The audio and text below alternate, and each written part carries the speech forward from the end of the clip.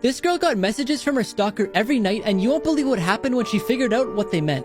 One night, when 17-year-old Tana was babysitting, she heard a knock on the door, so she figured it was just the parents coming home early. But when she looked out the window, she saw a creepy old man, so she decided not to open it. Fast forward almost a year later, when she was working at her new job at Subway, the old man walked in. He sat down and stared at the girl for 2 hours. Then a few days later, she started receiving one-word text messages from unknown numbers. One night when she was working, her manager left to run some errands, so she was there by herself. And that's when the old man walked in. A few seconds later, she got another one-word text message. Then the old man told her to look at her phone. Tana decided to run to the back of the store and lock the door. And that's when she realized all the text messages put together read, "I will make you pay." Right when she decided to dial 911, the old man started banging on the door. She decided to run out the back door and make a run for her car. But by the time she got to the front of the store, thankfully the police had already arrived. But the scariest part is they found the old man sitting in the back of her unlocked car. While making fun of this guy can get you life in prison. In Thailand, you can go to jail for 3 to 15 years if you defame, insult, threaten, or criticize the king of Thailand, his wife, and close relatives because it's illegal. The 3 to 15 years will be for each insult the person makes. Here are some examples. In 2007, a Swiss man got drunk in Thailand and spray-painted portraits of the king for fun. He was arrested and sentenced to 10 years in prison. In 2008, an Australian wrote a book about the scandalous romances of the Thai royal court and was arrested when they arrived at the Bangkok airport during a trip to the country, sentenced to 3 years in prison. In 2009, a Thai woman was arrested and sentenced to 15 years in prison after giving a speech where she mentioned the royal court and they found it offensive. Finally, in 2017, a 34-year-old man created 10 Facebook posts that were insulting to the royal family, and he was sentenced to 70 years in prison, giving him 7 years for each post. This lady called the police on a girl selling water, and here's what the cops did. One day in the summer of 2018, it was really hot and humid, and a girl named Jordan wanted to go to Disneyland. So she got the idea to sell water bottles and use the profit to go on her trip. Her mom stood by and watched to make sure everything was under control. She got plenty of customers since she was on the sidewalk that led to the San Francisco Giants game. But all of a sudden, an angry lady approached her. She said that she was trying to work across the street, but there was too much noise. She also said that the girl was breaking the law by selling water without a permit. Jordan didn't pack up and leave, so the lady got out her phone and called 911. Jordan's mom decided to start recording her, and she posted it online where it went viral. The lady in the video later apologized on live television and said that she didn't actually call 911, she was only pretending to get the girl to move. But it was later revealed by the police that she actually did call 911 and overreacted. This bouncy house flew away with 3 kids inside of it, and you won't believe what happened to them. Johnny was a friendly man living in New York. One day, he decided to set up a large bouncy house in his front yard for the neighborhood kids to enjoy. But when he was setting it up, he forgot to put in the stakes to hold it to the ground. And one day, 3 kids were playing inside the bouncy house when the wind began to pick up.